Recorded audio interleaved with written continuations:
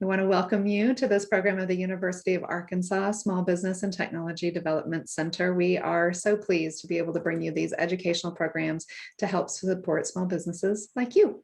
Please be advised that we will be recording this conversation for ASB TDC purposes. You'll be able to access these recordings all of our past workshops and webinars at our website.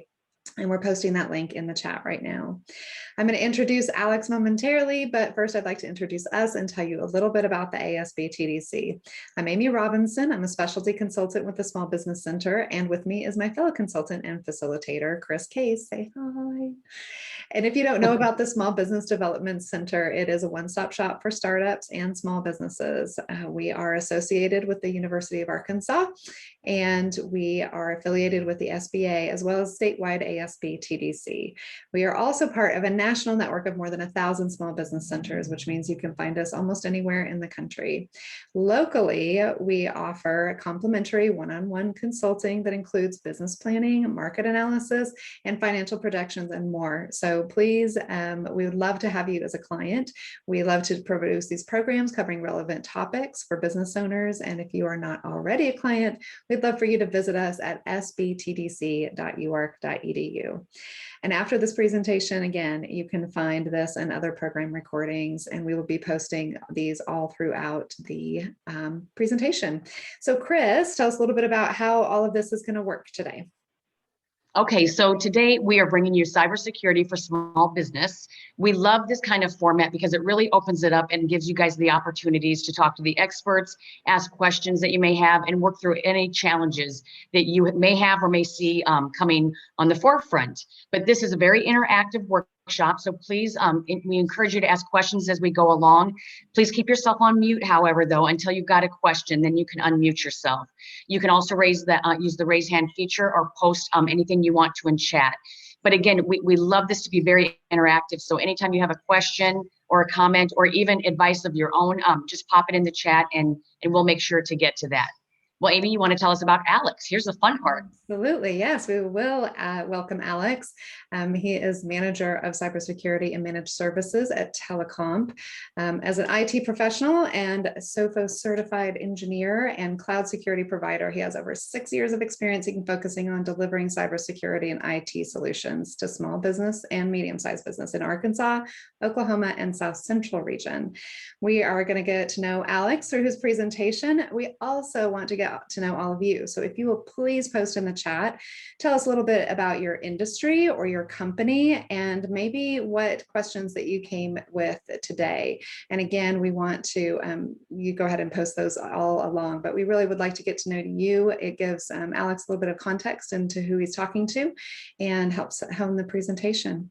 So without further ado, I'm going to turn it over to Alex. Alex, thanks for being here today. Alex. Hey, everybody. Hey, thanks for putting this event on and really appreciate everybody who joined. I know it's lunch hour, so these are some precious minutes that you're giving to us. So, we're going to talk today about cybersecurity in 2021 and beyond, what you need to, what's out there, and then what you need to do to protect yourself as a small business, right? So without further ado, we'll just kind of get into it. They covered most of this in my intro, so we'll just breeze right along. So malware, right? So cybersecurity threats, malware, all this stuff. It's existed for really as long as we've had computer systems, right? Now, when it started out, though, a lot of it was just kind of vandalism, kind of just breaking stuff. People who they saw a website and maybe they were kind of techie, and so they saw, okay, maybe I can break into the website and I can change the background on it, or do something like that, right? So it was very small scale and mainly just kind of a, hey, look what we can do. We can break into your website and we can deface it, right?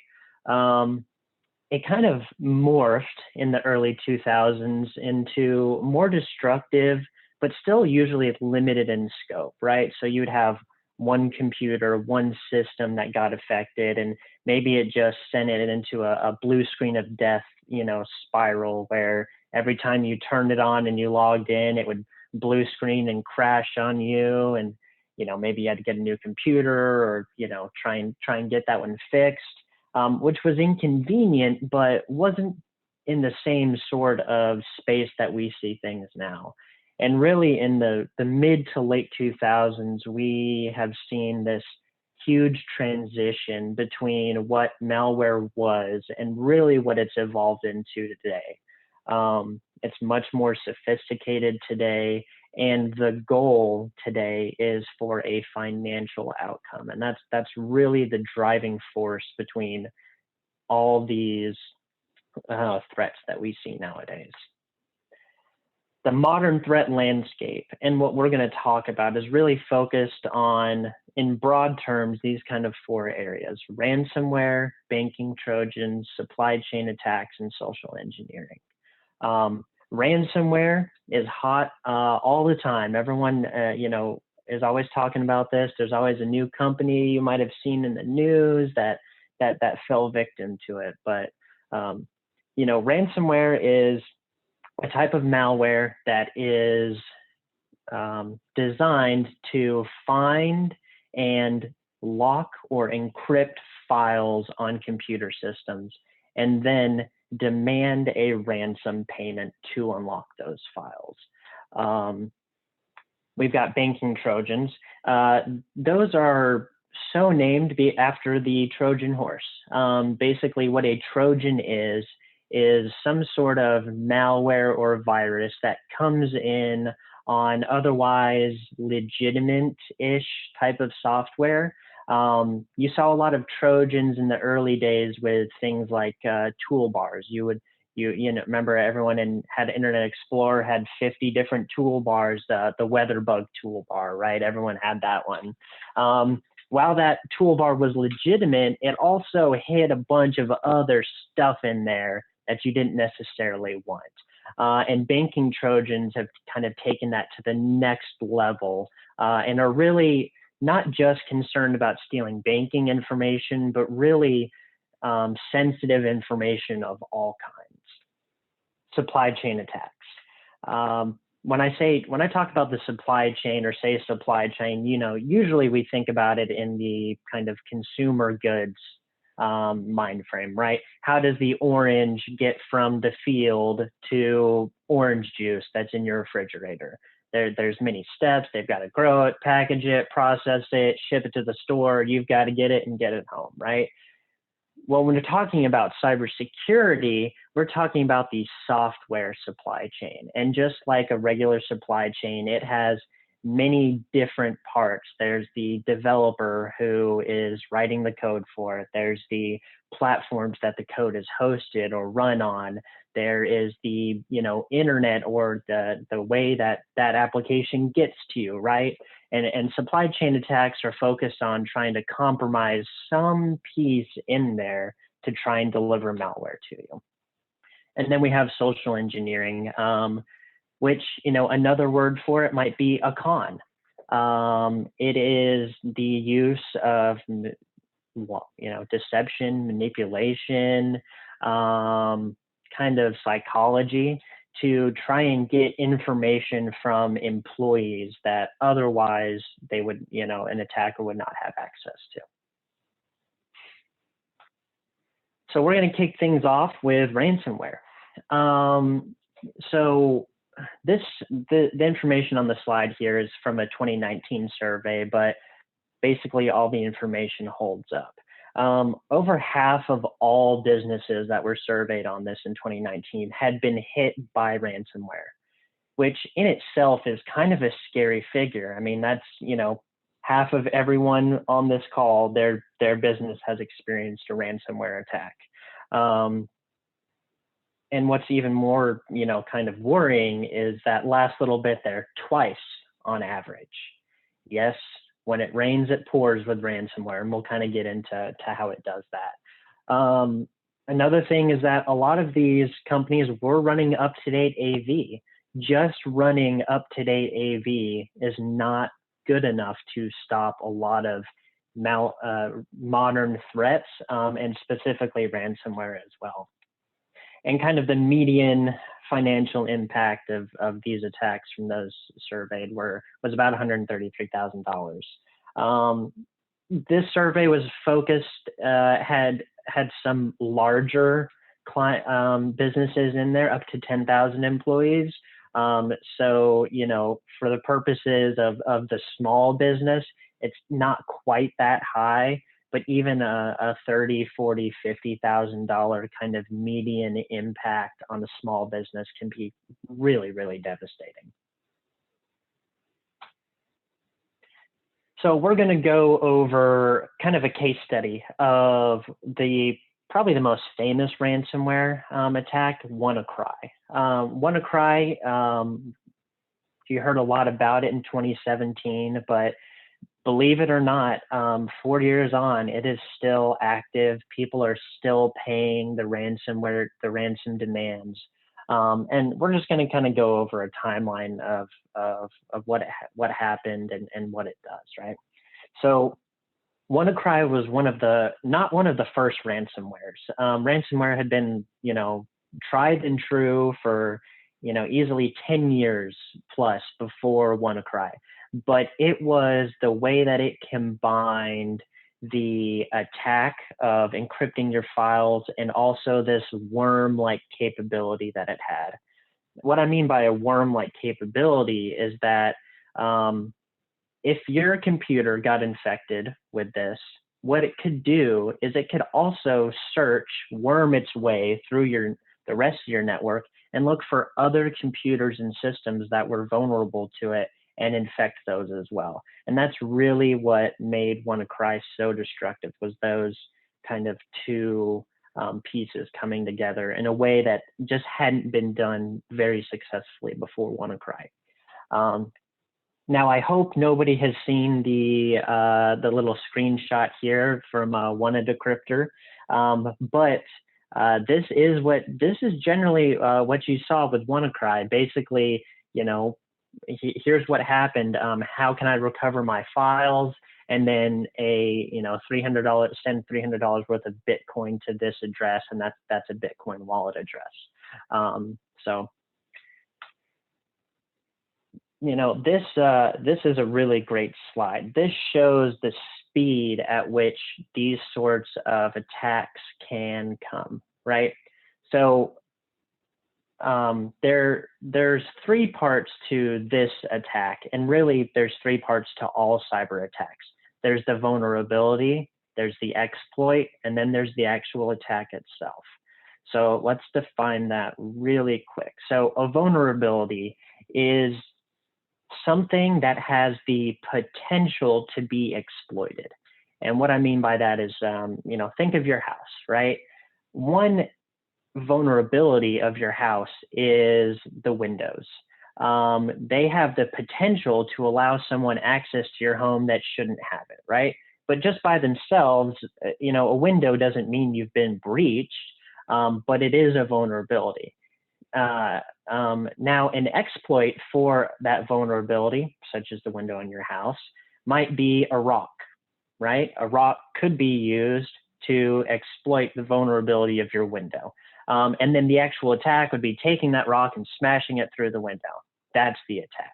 And just like I described, that's what happened with WannaCry. So the vulnerability was in all Microsoft Windows systems based on the SMB protocol, which is file sharing. So if you do file sharing, which basically everybody does, off of like a file server or a NAS or other similar type things, this was open and this was a vulnerability that you had. Now, it was patched in March. Okay. Now, there was a exploit released for that vulnerability the following month in April. And then in May was when the actual attack happened, right? So the reason it was so devastating is that a lot of companies don't really have a handle on patch management, or maybe it's a little slow. Maybe they take 3 months, 4 months to validate patches and push them through, or maybe your computer just kind of slipped through the cracks, or it's an old operating system, or heck, there's a lot of computers, I've seen it many times, that just kind of sit in the corner of a business, and they're like, yeah, it kind of does this one thing, and we're not sure if it does it anymore, but we're too scared to turn it off, right? So, those sorts of things really lend themselves to this, where, you had a very short window in the IT space, thinking of, 3 months to make sure that every computer was patched for this. And just because you saw the vulnerability, you didn't know that this attack was going to happen, right? So anyway, the vulnerability is kind of disclosed by the patch. There is an exploit released from a set of leaked NSA tools. So the United States, the National Security Agency, had this tool to exploit this vulnerability, and that got leaked. And once that got leaked, it got used. And basically, on Friday, May 12th in 2017, there were thousands of businesses globally that were hit at the exact same time. I have a question about that. So Yeah. in something like this, that's a great example. Kind of what was there an average size business? Like how are they targeting specific businesses? And, obviously we're talking about small businesses here. And so everybody's, we're all scared right now. So what is kind of the average size businesses that you're seeing, or how are things targeted, and really how do small businesses find out about some of these things when they're happening? Right. So we'll address the first thing. What is the average size? Every size is the average size, and it's because of how they find this, right? So the systems that are looking for these vulnerabilities are all automated, right? So there are thousands and tens of thousands of computers and other systems throughout the world that are constantly scanning the internet and cataloging what they find, right? And then you can there's a website called Shodan, which is a good example of this, where you can go and I can say, okay, you know what? I know that there is a specific vulnerability in this type of router with this firmware on it.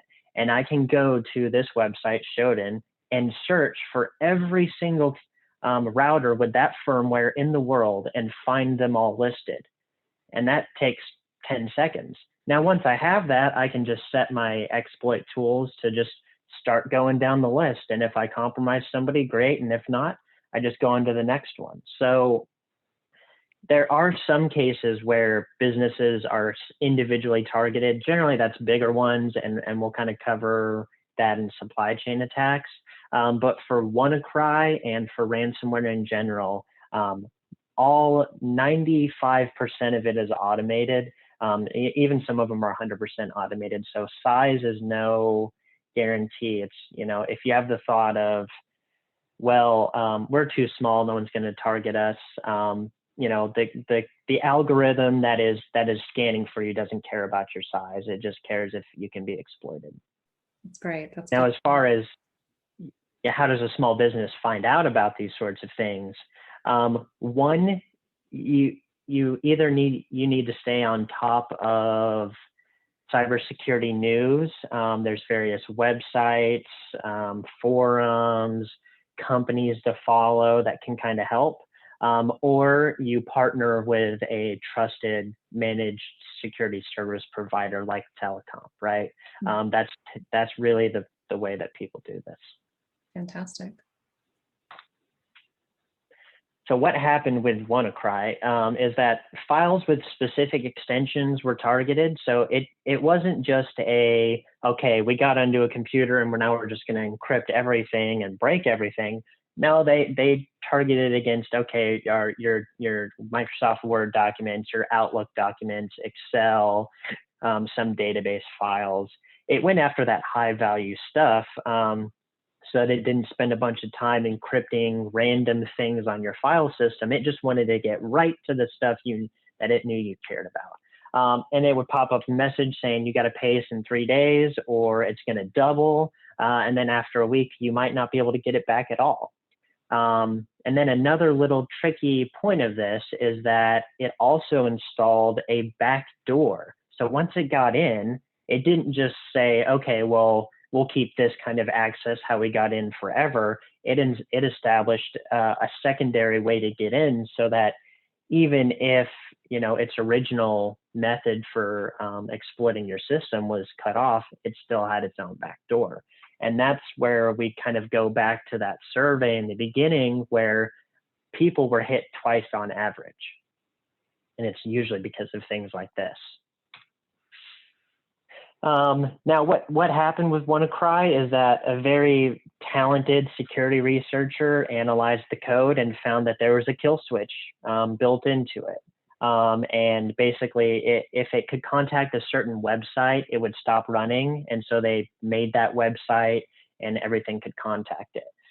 Now, in newer versions of it, that kill switch has been removed. And as of even just 6 months ago, I was still reading stories about that Bitcoin wallet was still receiving funds. So it's still out there in the wild, 4 years on, the systems aren't patched, and people are still paying, which paying never got you the data in the first place, and it's definitely not going to give it to you now. So little word of warning there.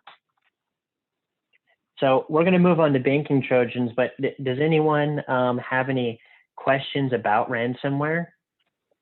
Yes, please. Feel free to put it in the chat, unmute anything that you have curiosities about. I do know that we have somebody in the financial realm, investment advisor firm. So that's probably a huge area to protect. So anybody else here that has a question, please chime in, and you can chime in at any time. Feel free to put it in the chat and we'll put it out there. And we also have analytics service and wind energy and starting e-commerce. So definitely keeping that in mind, Alex, when we talk, a lot of our small businesses have some kind of e-commerce element. It really is a way to reach clients, and that's service industry or product industry. So we'll definitely, I know you touch on that a little bit, Alex, when it comes to e-commerce. Yeah. And this is really, banking Trojans are really the main source of worry for a lot of e-commerce businesses or financial services. You know, I kind of went over it a little bit in the beginning. It's a Trojan, so it comes in on something else like the Trojan horse, right? Typically, it's through an email attachment with what we see. But it can come in on other things as well. Compromised software or kind of shady websites can sometimes drop these. Basically, its whole goal is to try and steal banking and other personal information for the explicit purposes of committing identity fraud, wire fraud, that sort of thing. And one of the things that makes it really dormant is, and you know, Alan just said he's concerned about e-commerce stores and customer PII. You know, this is where banking Trojans, that's what they're after, is that PII. So it can sit dormant for long periods of time, which is another thing that makes this type of malware so hard to remediate and detect and just handle in general. The specific strain that we're going to talk about is Emotet. It was first identified in 2014. We're 7 years on, and it is just as strong as it ever was. Originally, when it came out, it was very much focused on banking, right? Waiting for you to log into accounting systems or into like online banking systems and steal that steal that information. And it was very successful at that. And it was so successful at getting into the network and spreading and sitting there and collecting information that the designers and the people who run Emotet malware have kind of started to do an add-on service to it, right? So they'll say, hey, look, I control 50,000 computers that are infected with the Emotet. Hey, if you want, for a fee, I'll deliver your adware or your malware onto all those computers for a fee, right? So very enterprising people out there doing that. It's a really well-built type of malware that helps it evade a lot of anti-malware products. And it also has that worm capability, like we talked with WannaCry, where it can find other vulnerable systems on your network and infect those as well. It's got a bunch of different tricks to try and prevent its detection. One of the notable ones is it can detect if it's being run in a sandbox.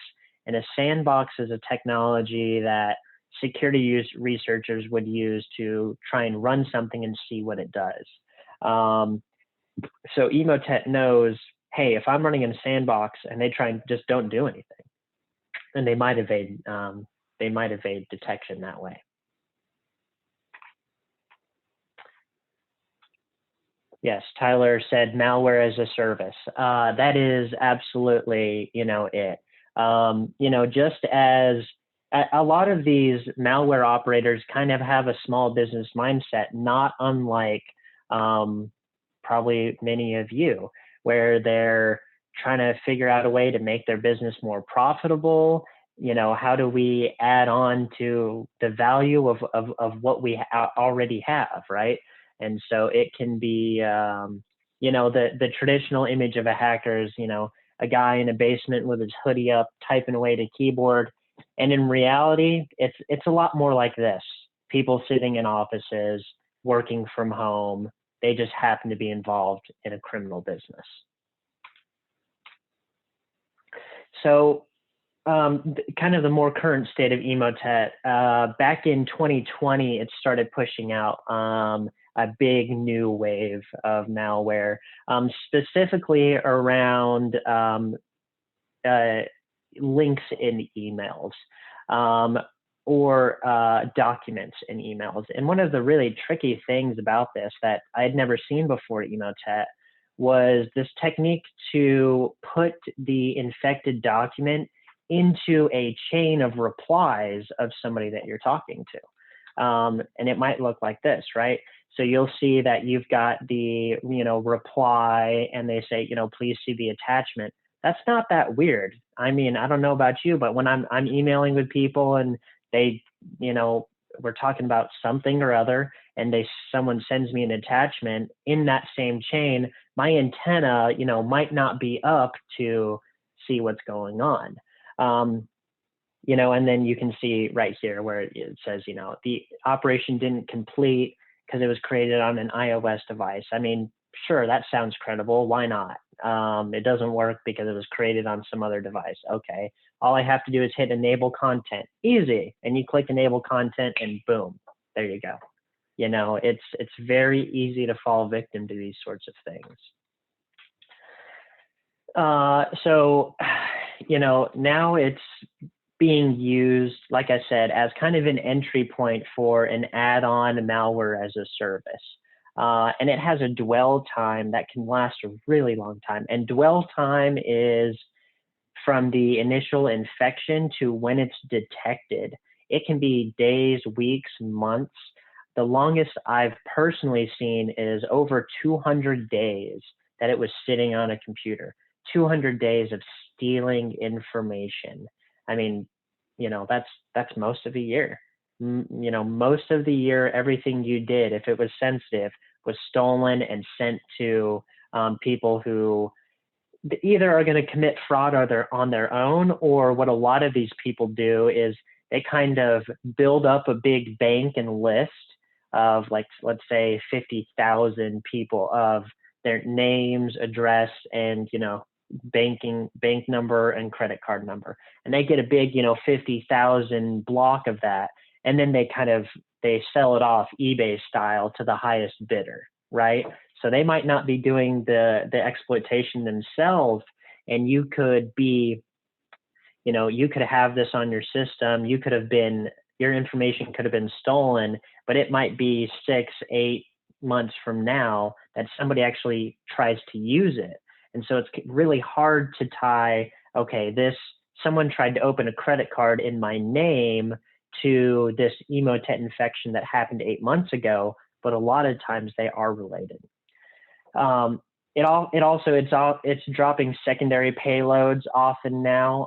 Some like things like TrickBot and QuackBot, other things to try and steal credentials. I mean, they don't want to put all their eggs in one basket, so they'll put other malware as well.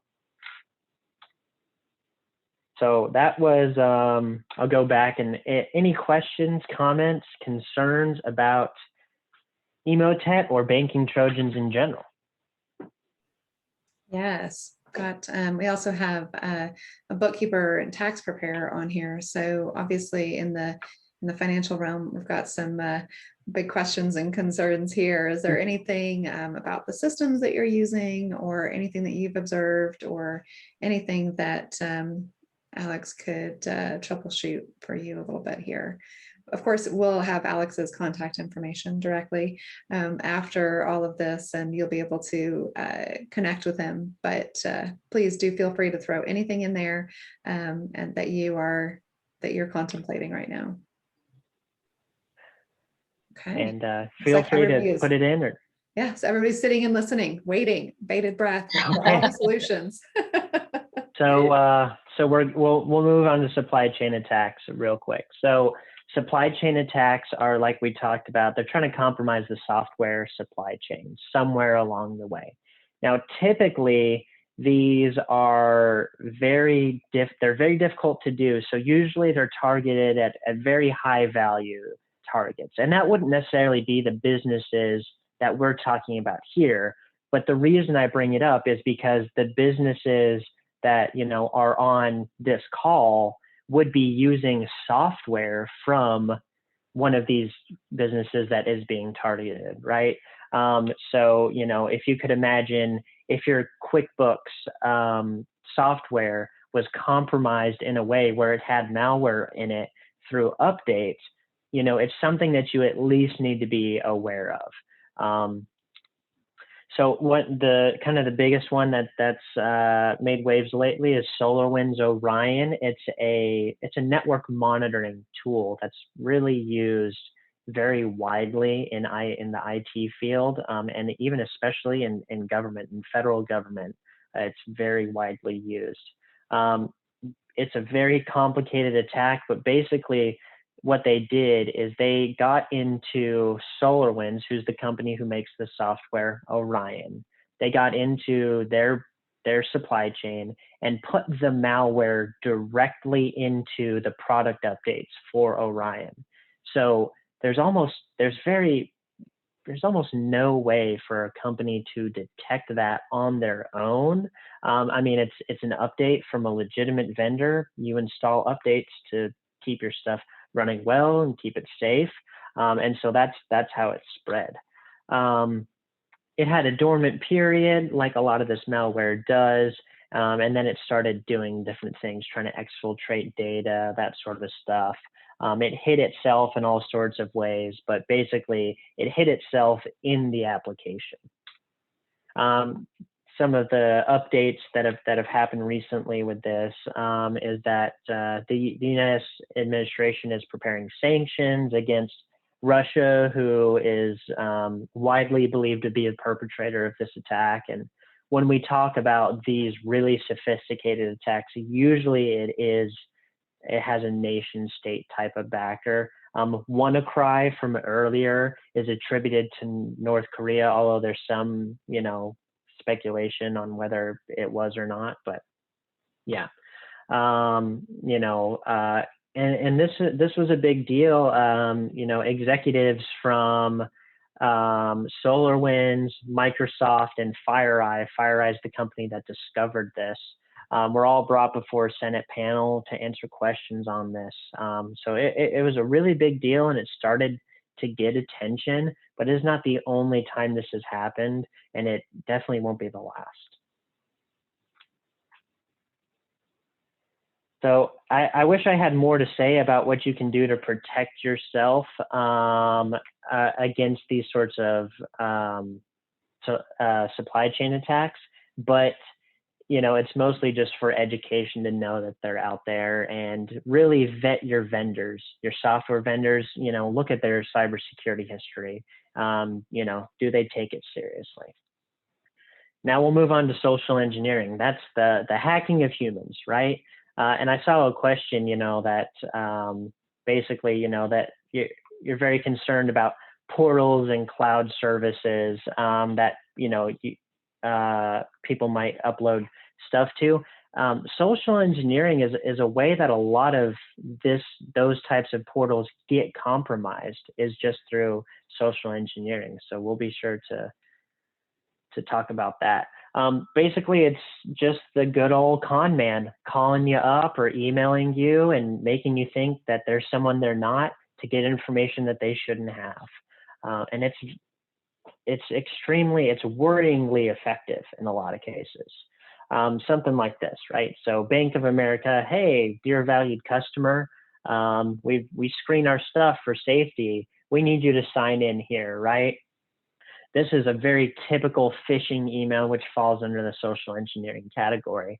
A couple things that you could maybe try and notice here, and I would hope people might notice, is that you've got Bank of America, but it's no reply at isp.org. That doesn't really seem to line up with Bank of America, right? You'd expect it to be bankofamerica.com or something like that. And then also, if you hover over the link, you'll see it's to a tiny URL, which is a link shortening service, right? So there's a lot of malware tries to hide itself in these link shortenings, so that can kind of get your antenna up on what's going on. Another thing that you might see here is like a UPS delivery. Hey, go here to download this. In this Bank of America one, the idea would be to steal your credentials to log into online banking. In this one, it would be to try and have you download this, which will have malware in the attachment. And then this is a good one as well. We've seen this a lot, even in our company. As we've gotten bigger, this has gotten just that much harder to protect against. Let's say this is from an executive, a CFO, to someone in accounting, right? Are you in the office? I need to find out if we have time to pay an invoice out today, right? And sent from my iPhone, so maybe you'll excuse typos or other weird things. And a lot of people are still working from home, so you can't just kind of stick your hat out the door and say, hey, CFO, are you down there? Did you really just email me that? You're going to see that and maybe email them back, and they're going to try and get you to send money somewhere, wire money somewhere. And not small sums either. I mean, we've seen this exceed $500,000 in what people try and wire transfer on these sorts of things. Typically, we'll see $2,000, $5,000, and if they're successful with that, they might try and go for the $20,000, $30,000, $50,000 jackpot. But even on the small end, it might be something like buying gift cards, like iTunes gift cards, and send me the code while I'm out at a trade show. That can still cost you, $1,000 easy. So now we've gotten through all the scary stuff of what's out there. What can a business do? What can small businesses do to protect yourselves?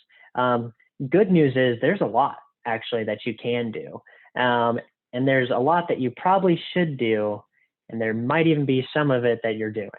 So we'll kind of go over all of that.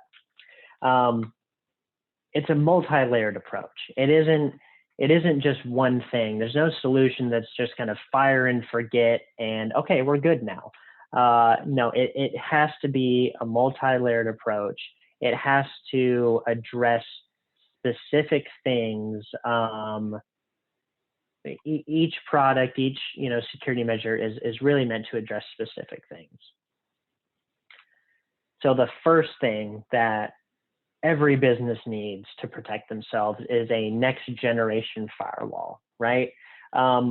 So you've got your next generation firewalls, you've got kind of standard firewalls, And then you've got what I see a lot of small businesses running is like I went to Best Buy and bought a Linksys, right? Or a Netgear or whatever. And we plugged it in and, hey, we can access the internet. We're all good. That's, it really has to be stepped up to this next generation firewall. And where it is similar to a standard firewall or kind of, residential types thing is they try to control the flow of traffic, what can go where. And it typically does that by saying, okay, the computers on my network can go to these locations on the internet. And for a long time, that was really kind of the best that we could do in IT and in cybersecurity was say, okay, we'll really lock this down. But that comes with its own challenges. Typically for convenience, the default configuration on a firewall and definitely on residential grade stuff that you would buy at Best Buy or whatever, is that it says, okay, my computers on my network can go anywhere on the internet, anywhere, which hopefully I don't have to super reiterate is a really bad idea. There are lots of really bad things on the internet, right? And in typical business IT, how that was handled was these gigantic block lists where it said, okay, here's all the places you can go, massive files of IP addresses and networks, and here's all the places you can't go. The problem with that is it's extremely difficult to administer, it's cumbersome, it doesn't update itself, so you're always having to try and mess with the lists.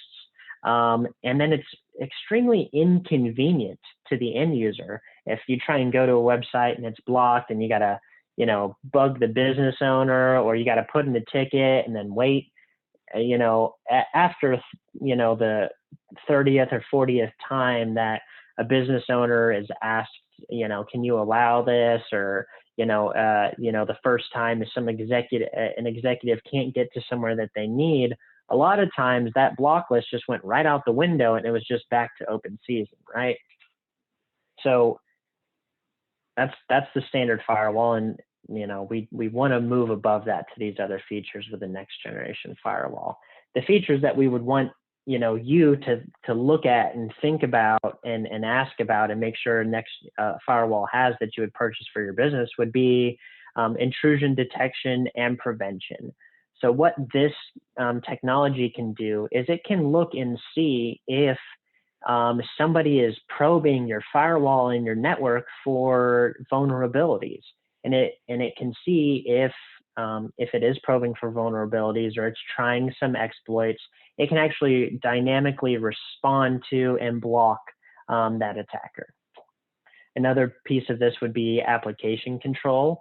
So what these kind of next generation firewalls can do is actually analyze the traffic that's going through them and decide and figure out what the application itself is.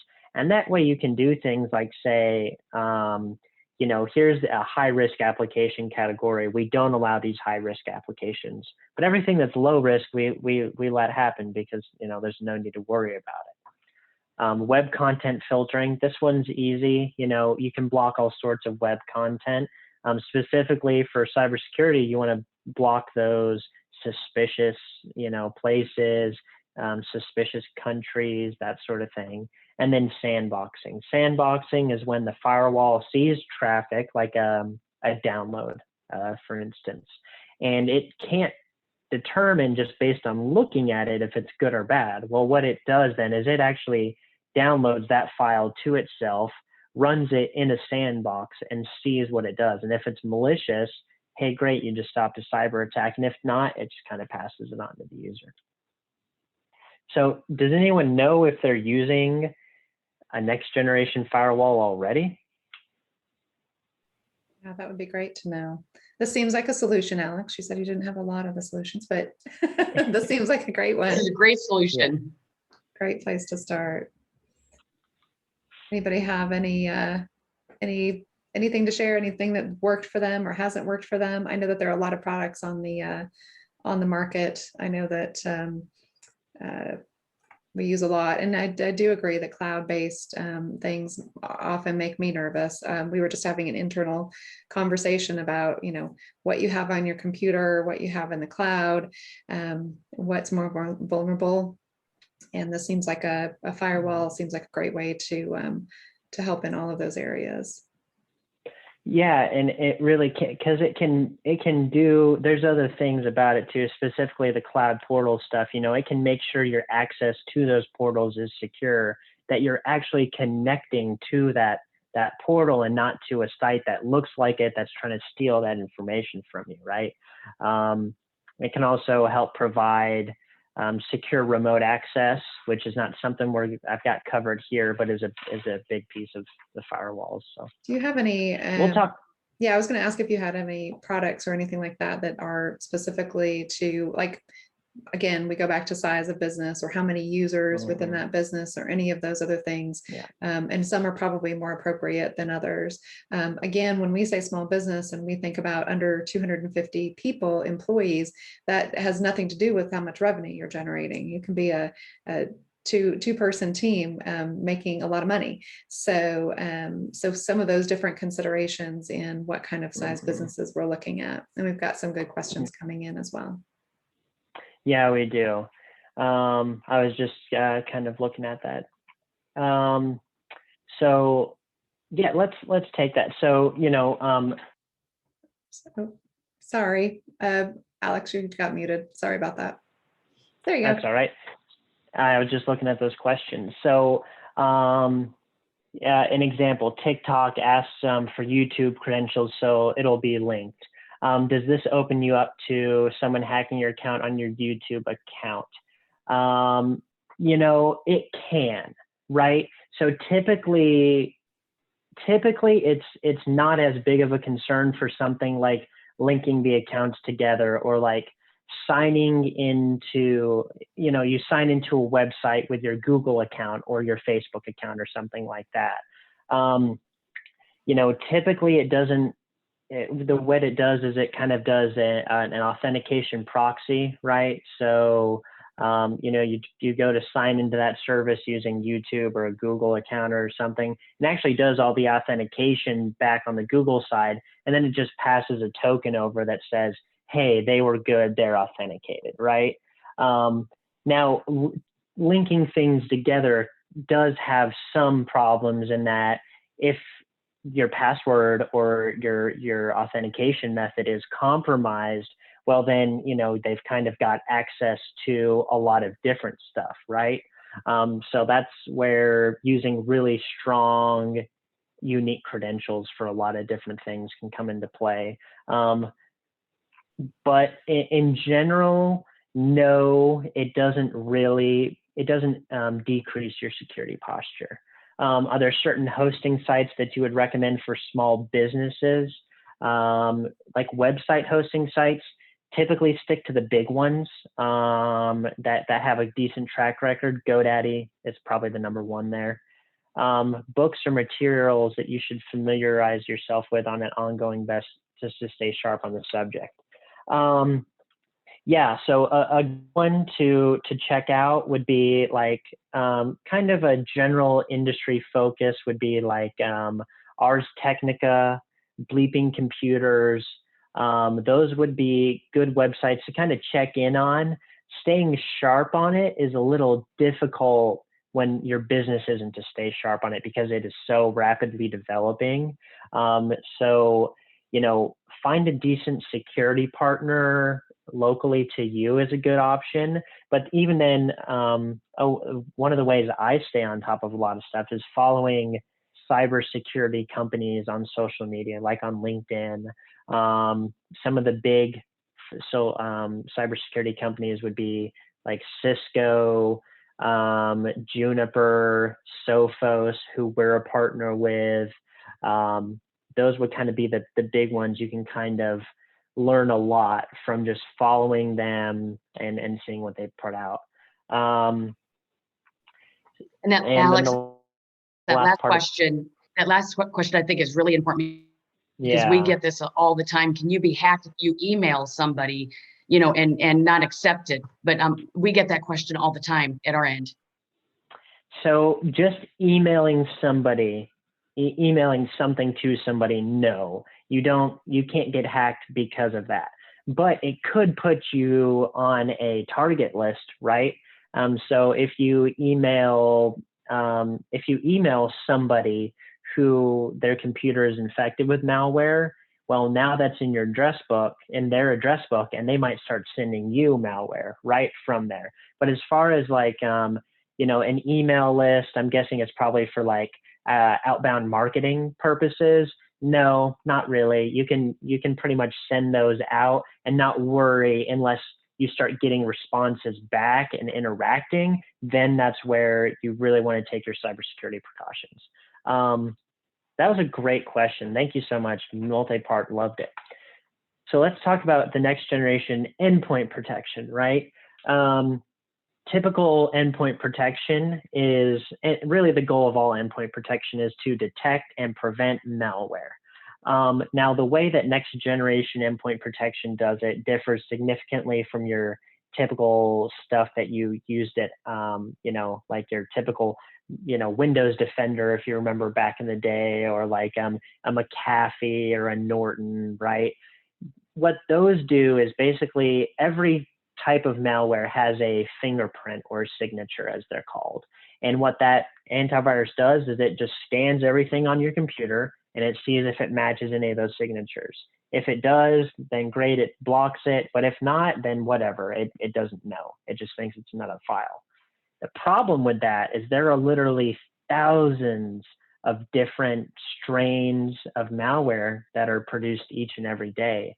So it's just not feasible for those sorts of products to keep up anymore. So what do you look for in a next generation endpoint protection platform? Is something that can look at behavior of applications, not just what they are based on the signature, but what they do. What parts of the operating system of your computer do they try and access? What is this process doing? Is it sketchy or is it not, right? And then kind of analyze that behavior and analyze the things that it did to determine how it happened in the first place. Determining that root cause is really helpful in stopping that sort of attack in the future.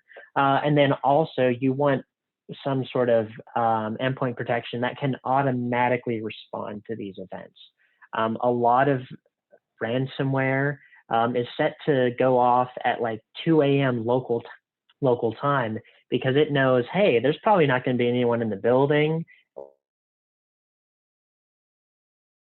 night shift, and we've got a better chance of really hitting them hard if we do it at night. So you want something that can respond to that event at 2 in the morning automatically for you without you having.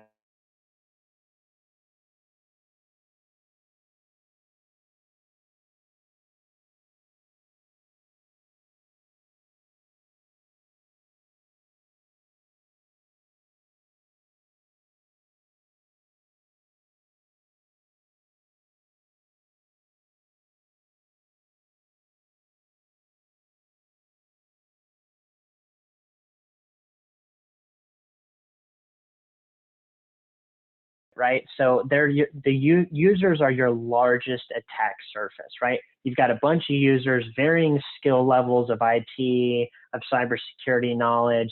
They all do different stuff. They interact with all these different websites. They can fall victim to social engineering or clicking on the wrong kind of link, going to a bad website, all that.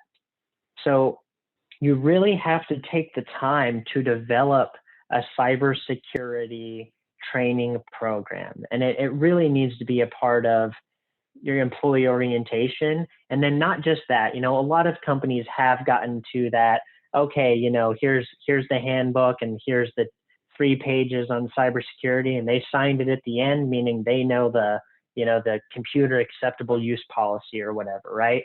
But then after 2 months, they're going to forget all about it and go back to doing whatever they're doing. It needs to be a constant thing. It needs to be something that you're touching base with people on all the time. And there needs to be a dialogue about it. I'm always talking to people in our company about cyber threats and cyber attacks that I'm seeing on our company. You know, a lot of places, they don't really, you know, the IT staff might try and keep things that are happening like that on the hush hush, but I've found that opening up about it and talking with people has made people in the company more aware, and has really helped, with them feeling comfortable to come talk to me, send me, hey, this looks suspicious, that sort of thing. And when you can really properly train your users, you can do something really incredible, which is turn them from your largest attack surface into your best line of defense. You know, I regularly have our users that catch things that our firewall didn't catch, that our endpoint protection didn't catch, that the email filtering didn't catch. It was our users.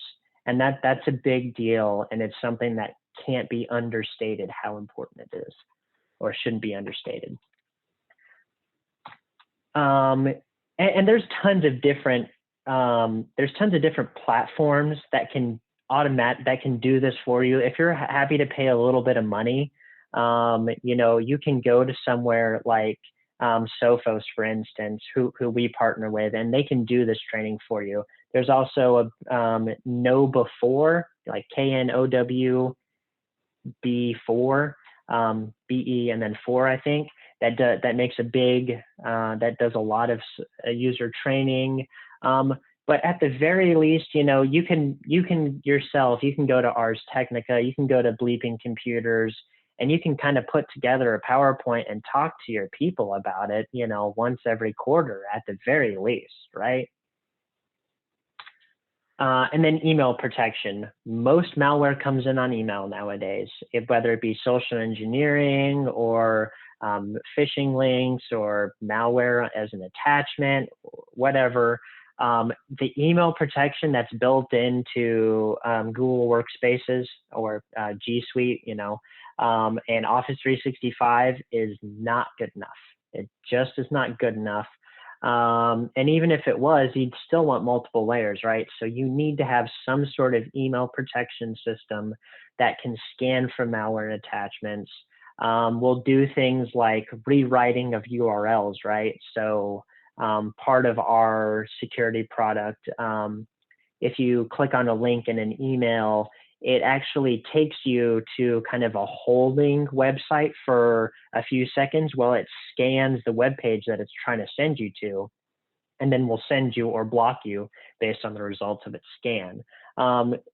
Blocking imposter requests attempts is a big one. Like, you know, the CEO is emailing you, but it's really, you know, somebody's personal Gmail account, and they change the display name on it, right?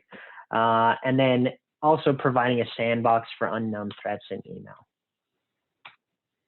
So just a quick review. We've got our threats. We went over some responses that we have to kind of combat those threats. And now I'm just going to open it up because we're right at 1 o'clock. So thank you so much for joining, everybody. There's my contact information. Feel free to get a hold of me or anyone at our company to talk more about this. And if you've got any questions, hey, I'm here to answer them. Yeah, absolutely. If anybody has anything that they want to ask personally, we also did post contact information for Alex and TeleComp. So definitely would love anybody to reach out as needed. And I think it was just a lot of information, and I think that it's very customized to your business. And so definitely having a partner in your corner is always helpful. And so I will. Anybody else have any questions before we head out? Okay, well, we just want to thank everybody again for being here. And speaking of partners, we would love to have you as a client. We did a couple of postings in there about where you can find us and how you can stay in touch with us after today, as well as Alex. So we want to thank you again for being here, and you will receive an email copy of this presentation, and you can find the recording on our website. And we'll also send you a survey to continue to provide you quality programs Chris, can you just send us off with all the ways that people can get in touch with us if they can't read it all on the I screen? sure can. Right. Absolutely. Well, just like Amy said, you guys, we have so many tools. We have so many options and opportunities to help your small businesses in every way, shape, and form. So please visit us at sbtdc.uark.edu, or you can also use the QR code that's right there on your screen for more notifications and to become a client also. We're also posting on social media, so please visit us on Facebook, Instagram, LinkedIn. We post a lot of great information out there as well. But Alex, we so appreciate you being here. You filled my head. I was thinking, writing notes, trying to keep up with this and do a lot while you were doing that. So I'm going to re-listen to this recording again. But we thank you for being here, and we hope to see the rest of you next time. Fantastic. Thank you all so much. Can't wait to see you again soon. Thank you, everyone. Bye, everybody. Thank you.